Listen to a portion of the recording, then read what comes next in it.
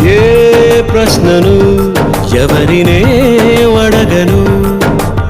ఓ మౌనమా నిన్నెలా దాటను. పెదాలపైన నవ్వు పూత పూసుకున్న నేనే కన్నీటితో ఈవేళ దాన్నెలా చెరపను.